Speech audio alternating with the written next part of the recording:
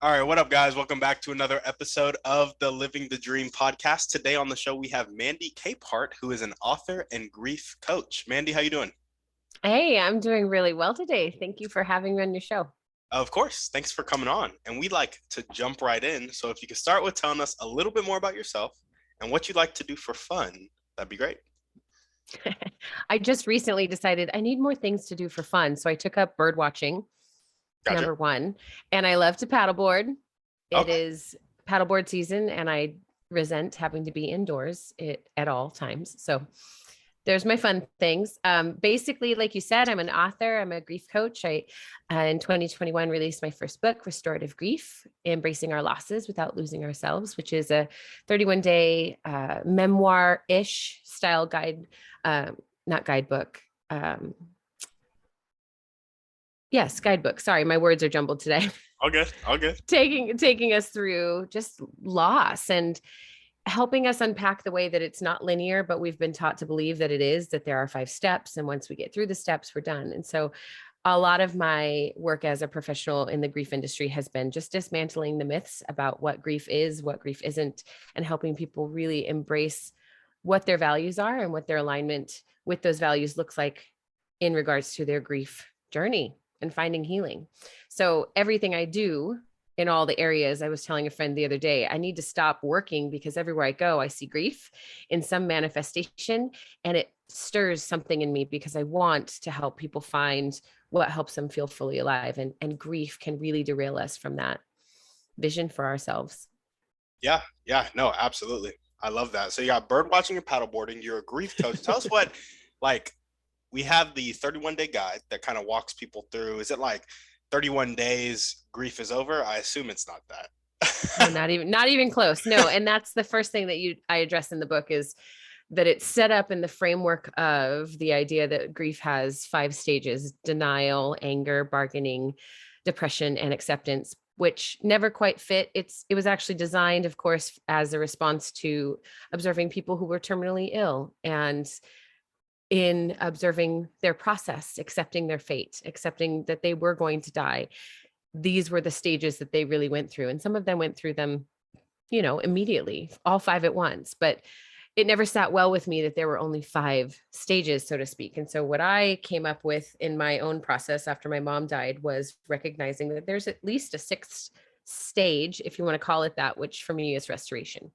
And so the book itself is set up in 5-day chunks, in a sense, based on those 5 steps, so that it's somewhat familiar, but really it's created so that here's 31 tools and questions you can approach very cautiously for yourself based on like what you recognize in yourself that you're feeling. So if you're recognizing massive amounts of anger, knowing that there are 5 entries in this book that are very short for the brain fog grievers that we all are, you can jump to that part of the book and say, well, let's talk about anger. Let's look behind it and say, what is it protecting me from? And approach our grief with a sense of authority, because really when we grieve, it feels unending. It's terrifying because it all interweaves with everything else in our life. And it's really overwhelming to think about even approaching one part of our grief, let alone finding healing or even finding a way to move through it. And so the whole book itself is really designed to be short and punchy and helpful in a way that doesn't feel like, cool, I have to read 10 pages before I get something out of this. I gotcha. I gotcha. Okay. I love that. And so what does your day to day look like in grief? Actually, I'm less interested in that. You can tell us what your day to day looks like in as a grief coach.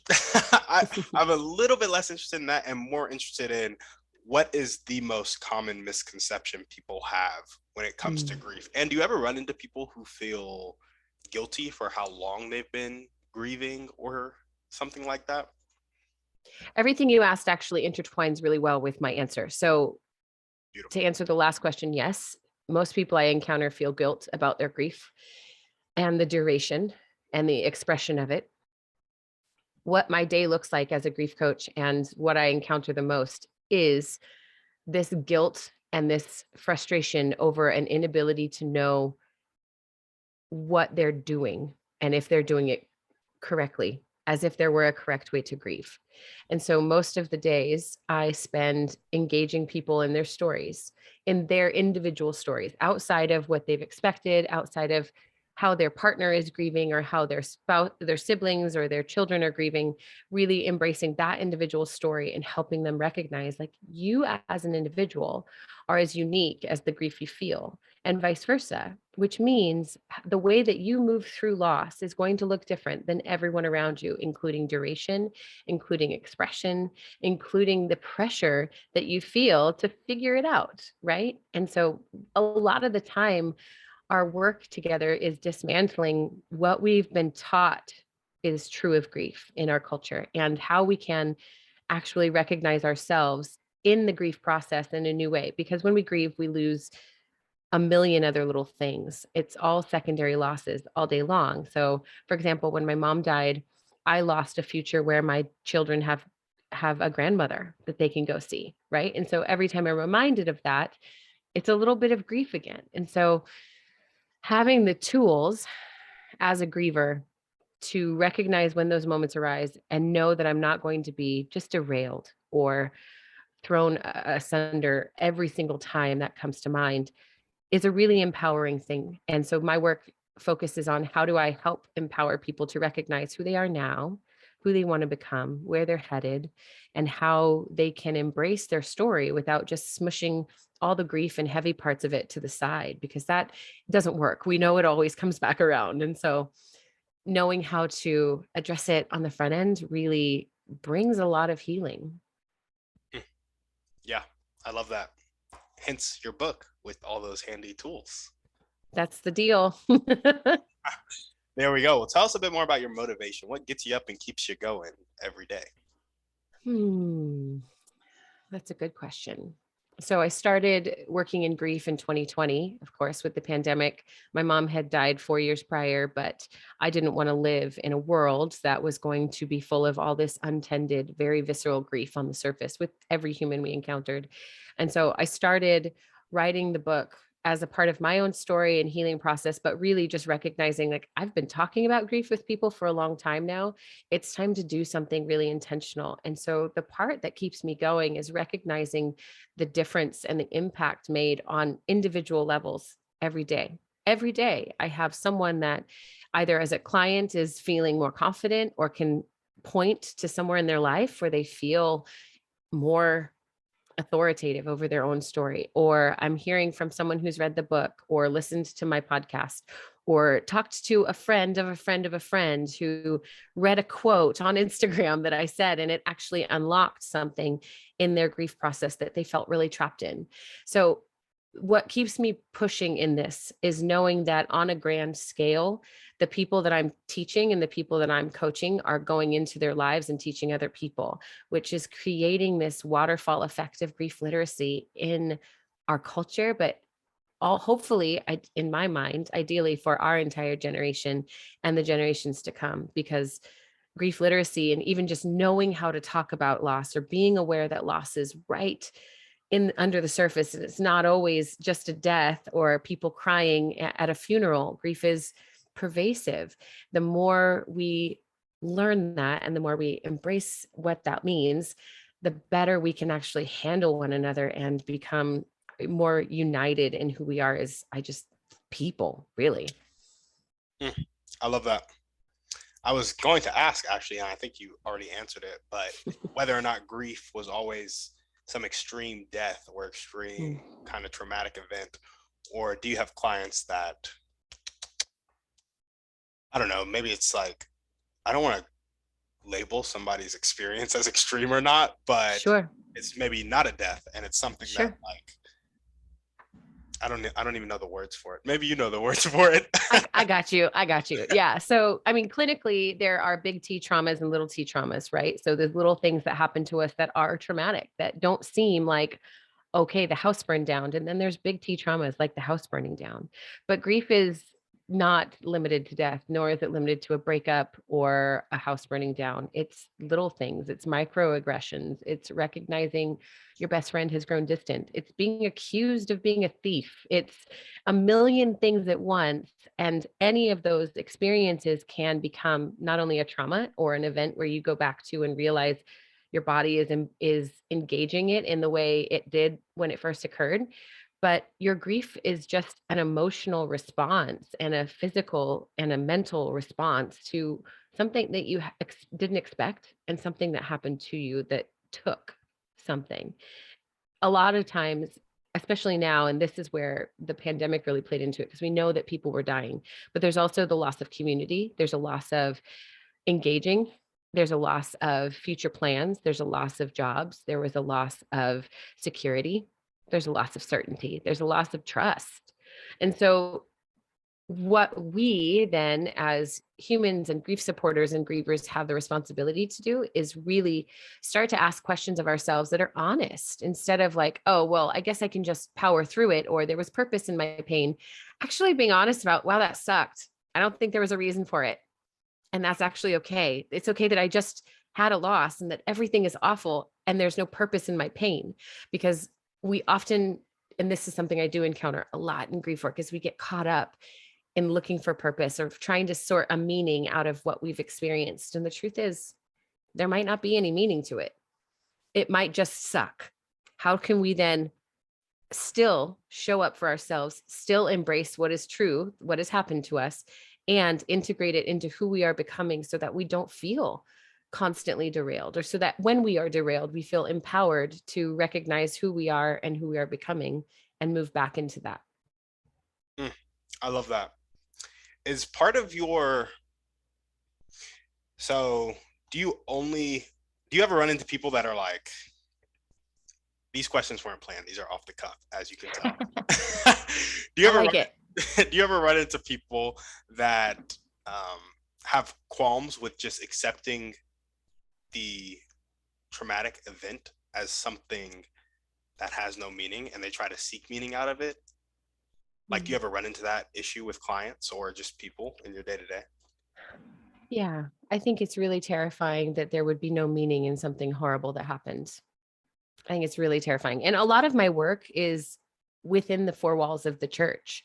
And so working with grievers who also carry faith is a very fascinating and beautiful intersection, because the world of Christianity where I exist denies death in a lot of ways, denies the fact that loss is meaningless, that there's not a plan for things. And without destroying someone's faith by any means, I get to ask some really tender questions of, well, what if both things are true? Because that's possible. And so that denial of, well, no, there's no meaning in this. Actually, there's a lot of freedom in admitting or confessing, there's no meaning in this. Now, what do I do with it? I love that. I love it. Cool. Well, that is a little conundrum. I could see people like, there is no meaning, but I think it kind of talks about that in Ecclesiastes, right? Sure. Yep. It's like, it's all going to dust type of vibes. So I think that's yeah. Alex Hormozy. He's like a nihilist. Do you know who he is? I don't know that I do. He's a big marketing guy, but he's also a nihilist. And he talks about how when things don't have meaning, you get the opportunity to assign meaning to it, which is like, you know, your suffering didn't have any meaning, but that doesn't mean you have to like let the rest of your life be meaningless or something like that, you know? I actually agree with that, because the truth is we try to assign meaning as grief supporters to people's loss all the time. And what empowers a person to move through their grief is recognizing their values, what is meaningful to them, and how do you align who you are and your story with those values that you carry. And they're not going to be the same values you had when you were 10 or the ones you expected to have now that you're in this season in your life. But you are the one that chooses if there's meaning to it. So one of the things we talk a lot about in my work is platitudes, those statements that sound encouraging, but are actually quite harmful. Like everything happens for a reason, or God wouldn't give you more than you can handle, or they would want you to be happy, right? All of these statements that feel good to us to say and sound encouraging and sound meaningful, but they actually cause great damage to someone on the receiving end. With platitudes, however, I will not sit back and vilify them. I would at one point, I would have said they're all bad, burn them, don't say them ever again. But the truth is, if I am a person that has done the grief work to my extent that I'm capable, and that is a conclusion I've come to, then I get to say that to myself. If I turn and offer it to someone else, then I'm offering my story in place of theirs. Not okay.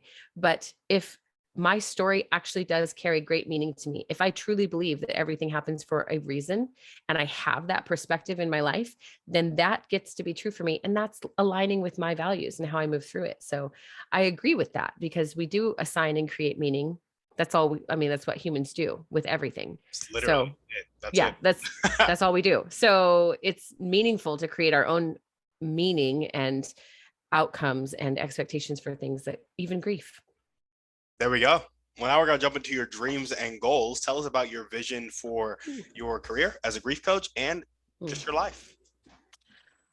I would love to take grief coaching to a grander scale, in the sense of like what I said earlier about being able to impact one person and knowing that one person is impacting others in their life. My brain says, okay, so if you impact 50 people at once, and they go impact a person in each of their life, and it's exponential. And so my hope is to continue speaking and showing up in events and on shows like this, but also continuing to write more books that draw people back into themselves to realize they have authority over their own life. Because my entire purpose of life is pursuing what makes me fully alive, and bringing others to a place where they can pursue it for themselves as well. There we go. There we go. So, scale grief coaching, and to what scale, if you had to get specific? Ooh, I have no idea how specific. I mean, from what, like 1 to Brene Brown, somewhere in between. I don't really like being influential. That's the thing, right? Okay. Like the responsibility I can handle, but the I don't know, the pedestal I don't ever want. I don't ever want to be someone's guru or someone's go-to, other than to say, this thing that you said inspired this in me. I don't want someone to say, your words have become my scripture for life. I will say, whoa, that is the wrong place to put me in your life, because that's the responsibility that's not appropriate. Like, that's not my role for people.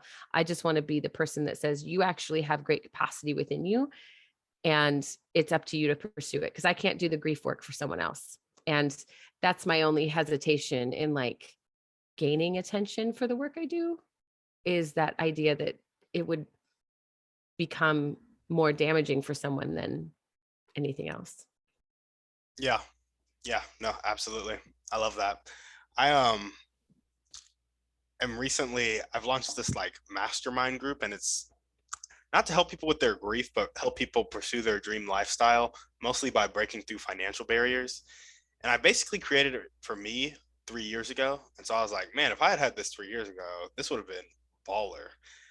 And kind of what I'm realizing is there was a change that happened between me now and me 3 years ago. And it was mostly like inner work and taking action.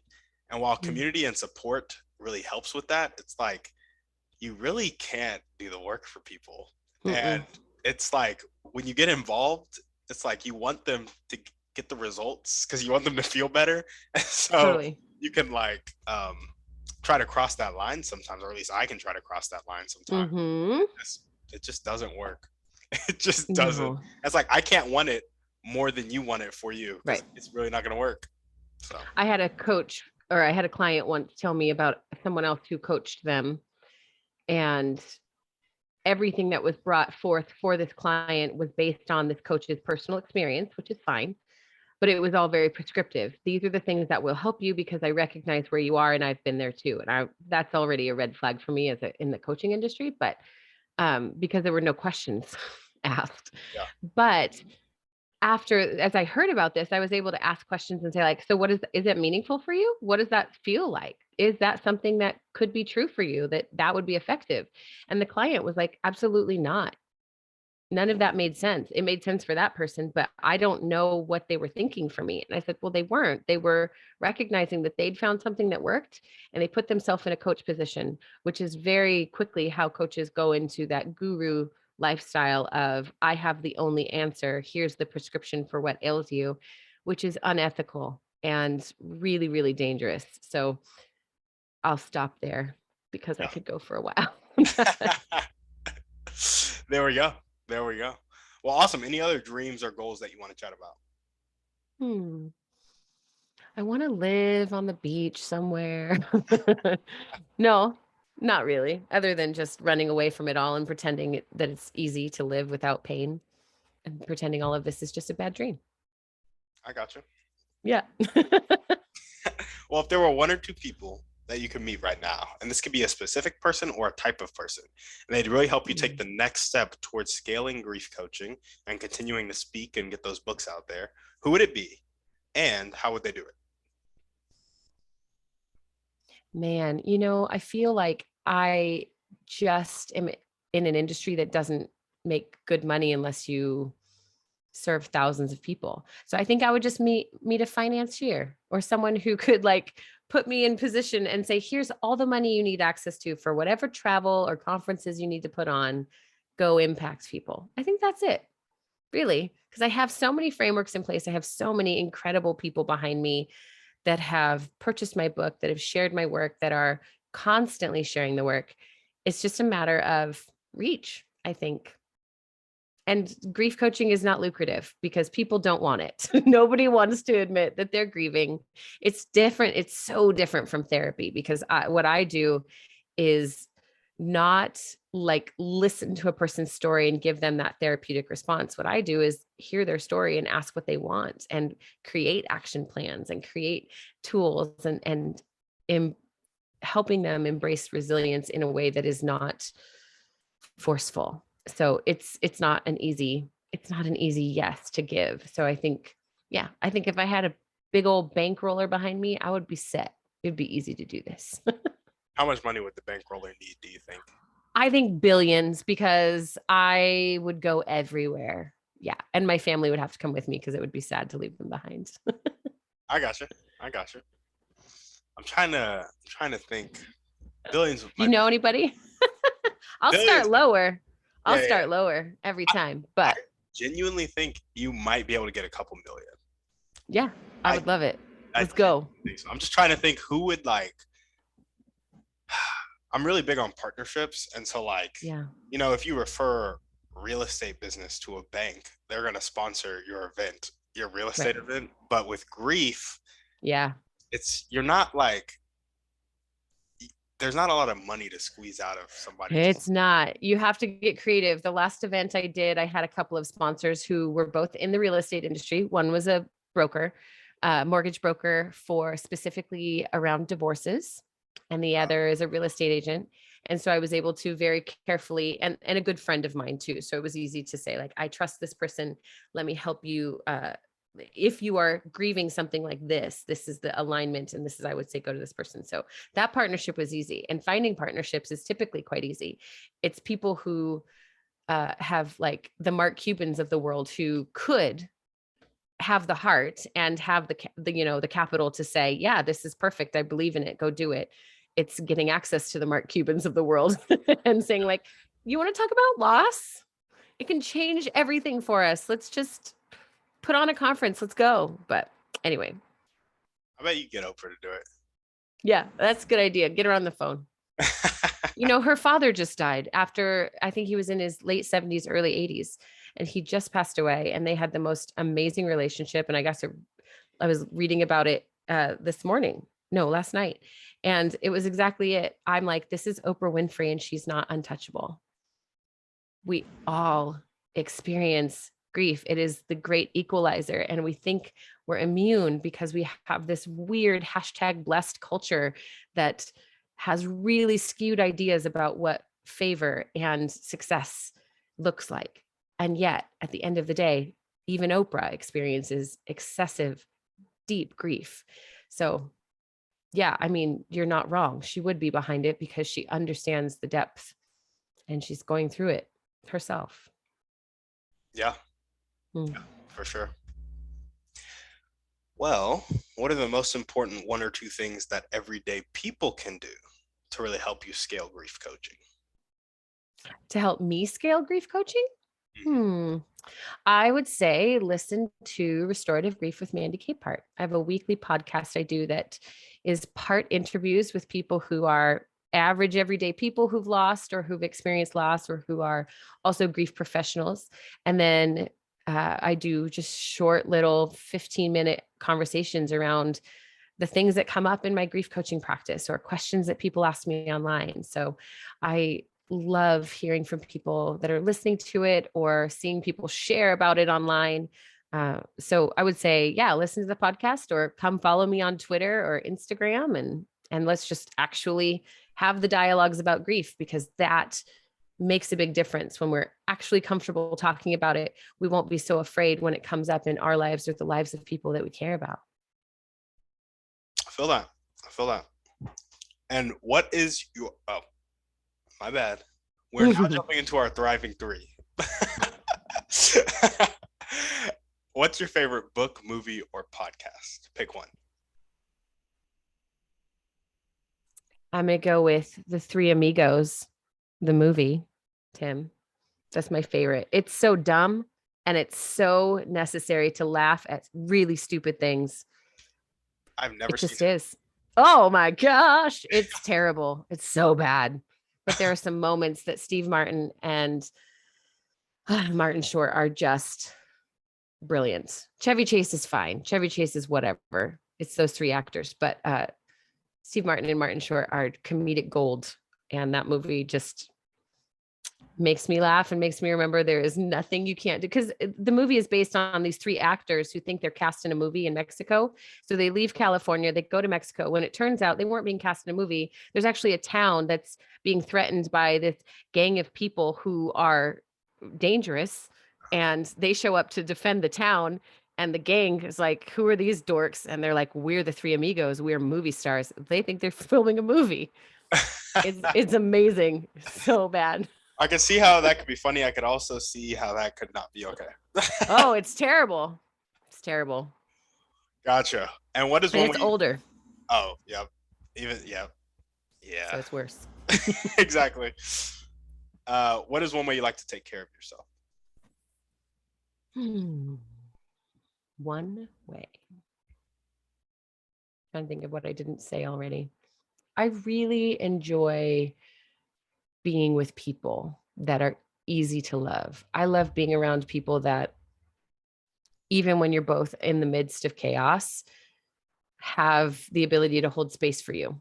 So Yep. I like to escape from all the busy. I'm constantly working. I think I mentioned it earlier, like everywhere I go, work pops up because my radar is up, looking for grief and looking for opportunities to help others or even just show up and hold space. So I really love being around people where I don't have to do that, but I can also be the one that has space held for me, when I can just relax and know that we're all grieving and it's going to be fine. I don't have to fix it. I don't have to be everybody's everything.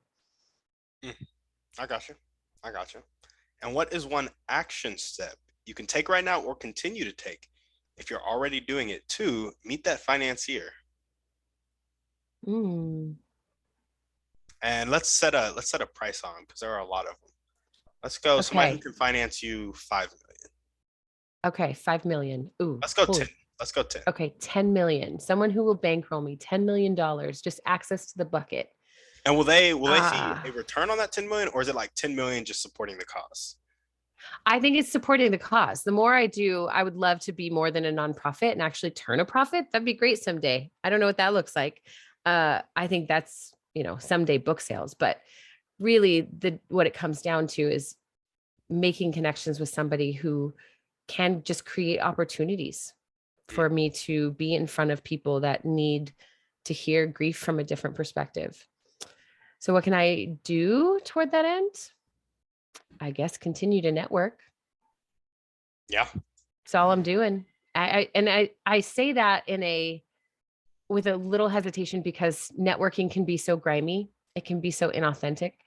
And because I live my life in a way as much as possible that is authentic, that is honest, that does not really bend over to accommodate much.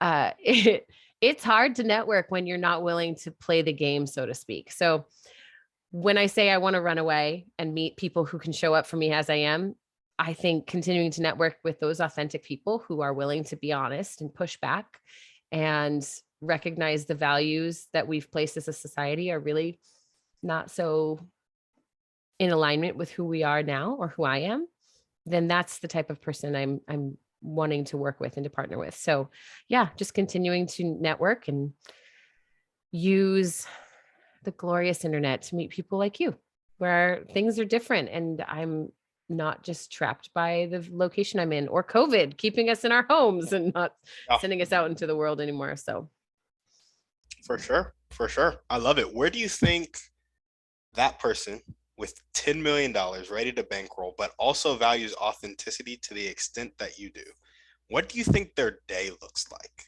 Like at oh 7 a.m., shoot. what are they doing? At 12 p.m., what are they doing? And at 6 p.m., what are they doing?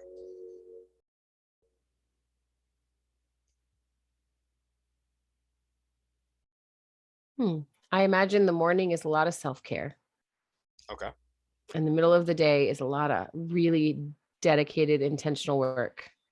Is And it the isolated afternoons, self-care in the morning, or is it like exercise with friends, or is it like meditation? Is it long hikes? Is it hmm, I think it's a mixture. I think that, and there's balance. Like I think of someone who is authentic as someone who knows exactly what they need, which that's going to be based on who we are as people and what we value in the season. So what I need in this season is more meditation, whereas last season I needed more running with buddies on the trail. So I hear the question, but it's really hard for me to nail down what I would think, because I don't want to just project what I think success looks like and what I would say, well, this is what they must be doing if they're like me, because this is what I would be doing. Yeah. Hmm. I think there would just be a lot of intentionality in okay? every step, no matter what the action is, that it would be an intentional, very present minded person. That's where I struggle. I get very future focused on the next thing. I hardly make time to celebrate the present thing. If I reach a goal, I'm like, cool, we did it. Next, now that's out of the way and I can do this next thing. I think the person who I could partner with that would lead me really effectively into spaces where I could lead more effectively would be someone that says, actually, here's how we stay present. Because I work on that every day. And 9 times out of 10, I blow it. Ah, One time of the day in the attempt, I can be very present and say, oh, I did so good. And it felt so grounding. But being present is not my strong suit. So recognizing, finding someone who I could be even mentored by that would be in that position is, I think, the ideal for me. okay. Okay. So they would be an extremely present financier Yeah. and a potential mentor for you. Yeah. There we go. Love it. Where do you think you'd bump into him? That's the last follow-up question on this point. Shoot, I hope at a winery, because that's the best place to meet people, or on the water. I feel that. I feel that. All right, now we're gonna jump into our last series of questions, and I didn't tell you these ahead of time, so if you don't have any answers, that's okay. They're fairly hard questions. Just be like, "Yeah, I don't know," and then we'll move on. Sounds good. Okay. Yep. All righty. They also require a lot of pretext, so stick with me.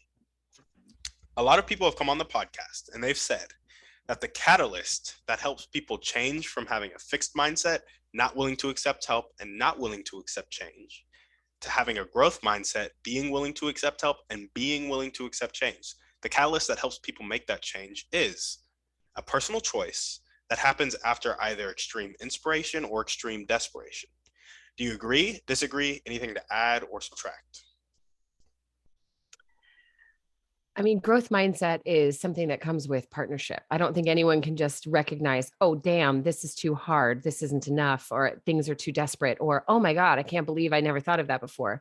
I think growth mindset comes from partnering with someone who embodies a growth mindset, who understands the power of yet and invites us into it rather than prescribing it as something we need to do or should do in order to succeed. Because growth mindset is easy to fall in and out of Oh no yeah. matter what we're carrying. If we have loss or trauma that's covering the surface of everything we do, growth mindset takes a back seat.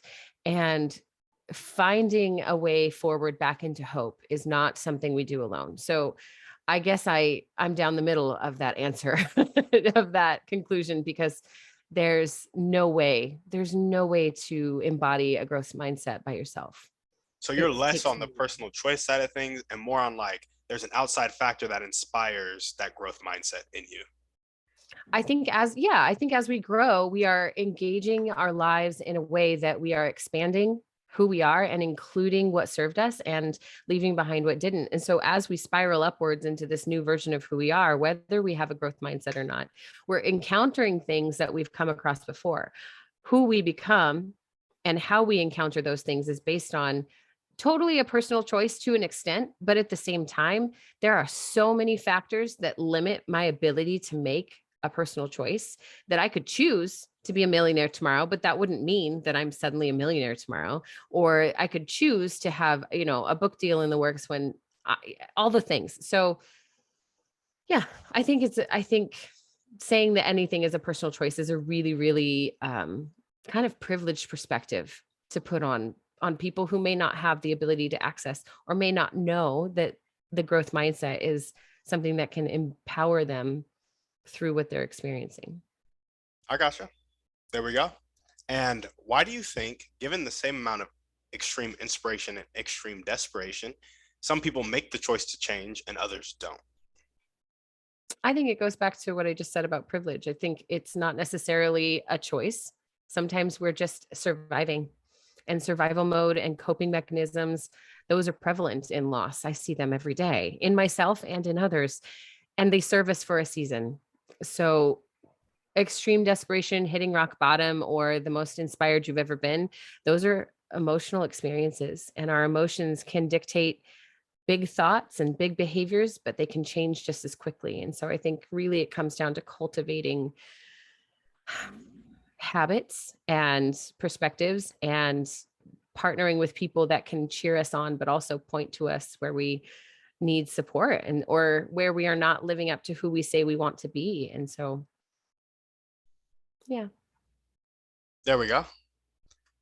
And I'm trying to see if this next question will be redundant for you. I'm just going to ask it because I can't think that fast. Go for it. So, some people need a smaller amount of desperation or inspiration to change, and others need a larger, more consistent amount. What do you think establishes that breaking point, and can it be influenced?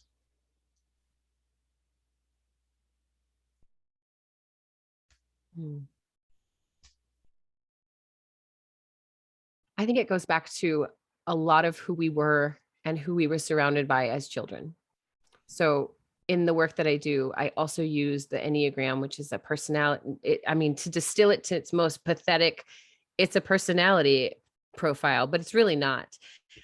It takes a look at our motivations instead of our behaviors. And at our core, some of us are more internally and intrinsically motivated because who we are is this future oriented, forward thinking person versus someone who's more past oriented, who ruminates, who reflects, and who spends a lot of time in their mind. So I don't think it's a matter of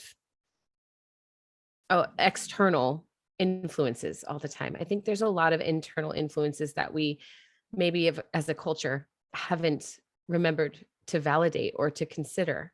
And we look at our externals and say, well, I wasn't really inspired by Tony Robbins, so I went and I started a coaching practice. Well, no, I actually intrinsically am someone who hates injustice, and I see grief and the diminishing of grief as an injustice. And so I know because of who I am and because of what I believe in and where I've gone, I can step in the gap for people and bring them into a place where their coping mechanisms aren't their first go-to anymore, or where they see survival mode and recognize I get to make a different choice now because I'm empowered and because I have tools that I can actually use that are accessible, not because I got this amazing facial and now I feel like cloud nine, the world is my oyster. I just think that intrinsically we are who we are. And if we can embrace that and bring that to the table, then all of those other things that stand in our way really diminish. I gotcha. That makes sense. Yeah, I'm rattling it through my head. This is why I asked. So sometimes I'll be asking these questions. I'll be like, man, I'm gonna get the same answers every time. But then every now and then I ask these questions and a completely different answer comes. And I would say, the beginning of like who we were and who we were surrounded by, but the focus on the intrinsic part, I would say that is a unique aspect of the answer. Good. So I'm trying to figure out how to capture it in my notes. I guess it's on the podcast, so I can always go Yeah, back. you got it recorded. Just listen back. There we go. You can always email me, hey, Mandy, what did you say? I'll be like, good question. I don't know. Absolutely. And we got one last question for you. So for this question, I want you to keep in your mind somebody who has a really fixed mindset, not willing to accept help, not willing to accept change. In Atomic Habits, James Clear talks about the 4 laws of changing your behavior. And the laws are: make it obvious, make it attractive, make it easy, and make it satisfying. With that context in mind, and the avatar I just kind of told you to keep in your head, how can we create an environment that makes it obvious, more attractive, more easy, and more satisfying for that person who's not willing to accept help, fixed mindset, not willing to accept change, to make the choice that will change their life? I read that book a while ago, and one of the things the problem I had with it is kind of in relation to the avatar you're describing, because a fixed mindset is a result of trauma. It's a result of not feeling empowered, not feeling like you have access to anything, or feeling like a victim, or actually being victimized repeatedly and believing that that is all that you are worth. So I think for me, affirming a person's worth, affirming their value, removing the barriers to flourish in who they are, regardless of their circumstances, and treating people with dignity in a way that actually makes them feel loved is the way you break through people's barriers through their fixed mindsets. It has nothing to do with, you could give that person every tool. You could put them with $5 million in front of the most amazing education they've always dreamed of and give them the job of their dreams. And they're still going to be that person who feels like they haven't been valued, or doesn't feel like they have the value or have earned or are worth that kind of an investment. And so I think it really comes back to creating an environment where people know that they're worth the time and effort it takes to grieve and to heal and to recognize where they have been victimized. Like, you've had a short end of the stick your entire life. What does that mean for who you are if everything changes? Like right now, if we can change everything, or everything is different, let's say, who are you now? Because who you want to be and the values that you embody are who you're going to become, whether you name them or not. If they're subconscious, you're still going to live them out. And I think for us as helpers and coaches and people in the industries that want to encourage people to growth, it takes partnering with them and believing in them when they can't believe in themselves. Yeah, absolutely. No, I couldn't agree more. I have big dreams and goals of raising the standard of living across the world to the point where nobody really needs for shelter, food, water, and just safety too. I think safety is a big thing. Yep. And part of that, I came up with this idea. I was like, I really think if we just approached people, the least of these among us who are really struggling, who we tend to neglect, if we just approach them with a one-on-one 18-year commitment of like unconditional love, I think the world would be transformed.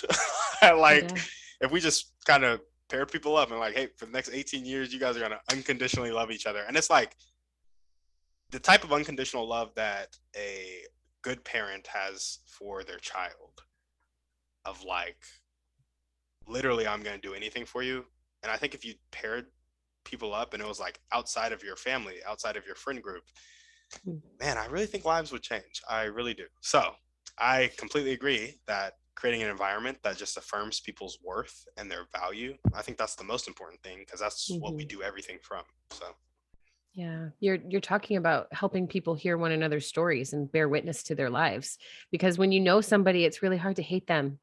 oh, When yeah. you know where they've come from and you understand their pain and you can empathize even a little bit, it really disarms the bullets that you've carried around waiting to shoot. It just becomes impossible to dismiss their humanity. And if you still can, then I pretty much believe you didn't hear their story or you were determined to prove me wrong, which that's on you, man.